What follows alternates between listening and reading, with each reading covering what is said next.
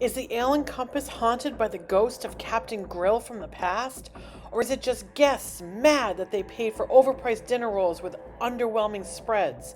Do you agree with our review, or are you lost at sea? We had heard from a few guests at the park that the Ale and Compass over at the Yacht Club Resort had some amazing seafood dishes, and as a native New Englander, I really need to check this out. So, I'm not usually happy with most Disney seafood restaurants because the seafood isn't the same quality of freshness that I'm used to, but let's see how they do. Ale and Compass is reminiscent of a cozy New England lighthouse with classic seafood dishes, and it's located just off the lobby of the Yacht Club. Now, I don't know if you've been to too many lighthouses before, but it's usually not this dreary inside.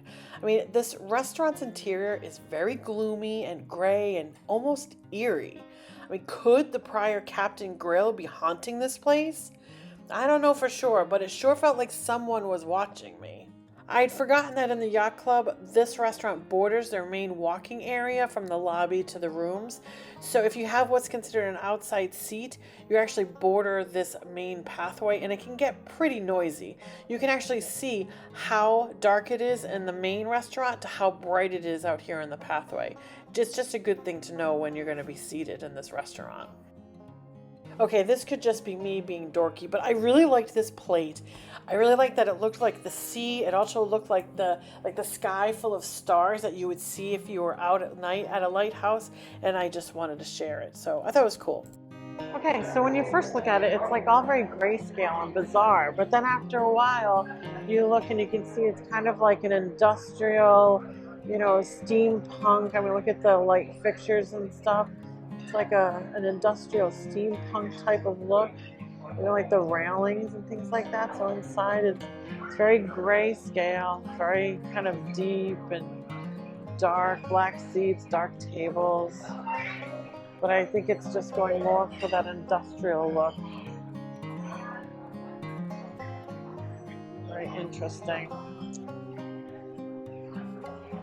Okay, so here's the menu that we're looking at.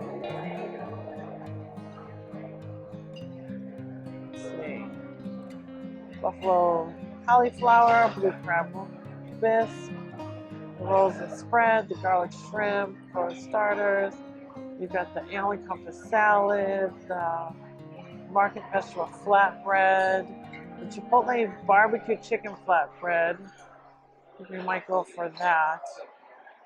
And then over here, so on your dinner main plates, New York strip, the brick lemon herb chicken, bacon Vermont cheddar burger, New England seafood pot pie. This is a sustainable catch of the day, Cabernet braised short ribs, protein bowl, the pappardelle pasta with chicken and shrimp. So a good variety of things. So we started off with the porterhouse rolls, which Ale and Compass is known for as told by our waitress. You get 5 rolls with 3 different spreads, bacon jam, pub cheese, and citrus butter. Overall, this was so disappointing. Yes, the rolls were light and fluffy and well toasted and lightly garlic brushed on the top, but come on. These were dinner rolls that you could have gotten at Walmart for $5. The spreads were actually boring. I couldn't find anything imaginative about them at all besides the flavor of the bacon jam. I mean, even Texas Roadhouse uses a honey cinnamon butter that had more flavor than these spreads. And for $19, 5 rolls, that's $4 a roll. I was expecting something, I mean, this is what they're known for, to knock me off my seat. I don't even think we finished though. Next was this Chipotle barbecue chicken flatbread. Now this was a good dish. The cheese was evenly dispersed, along with the sauce, which had a great tang to it. There were plenty of chunks of chicken in every bite, on every piece. And for the $19 price, that was average in the industry. I'm not exactly sure how a barbecue chicken flatbread relates to Seaside Lighthouse, but it was a good dish.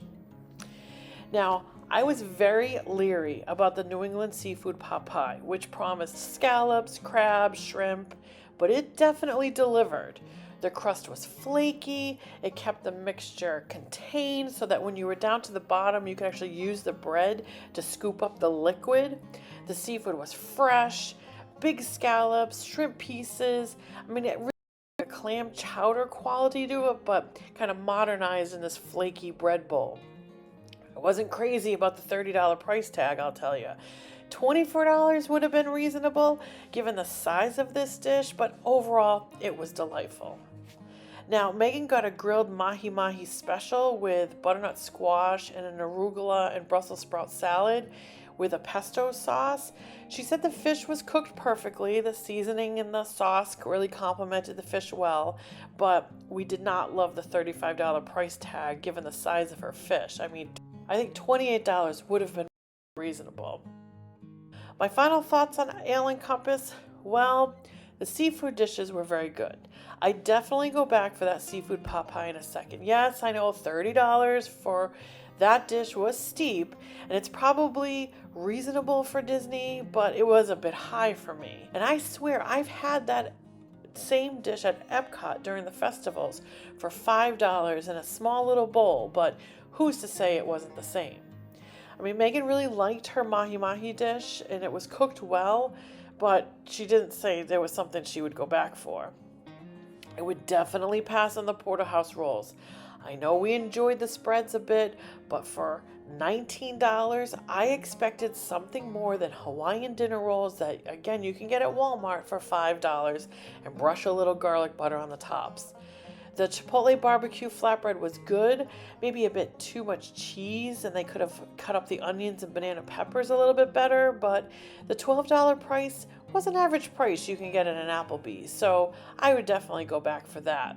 I definitely wouldn't go back for the hauntingly eerie atmosphere or the very noisy area that we sat in near the pathway. I'd want to sit somewhere else. But for those reasons, we probably won't be back to the Ale and Compass. Leave a comment down below. Let us know what's your thoughts on Ale and Compass. Did you think the food was really good? And how about those porter rolls? Now, I didn't see any dessert. Is anybody ready to wear a macaroon? Well, let's check it out.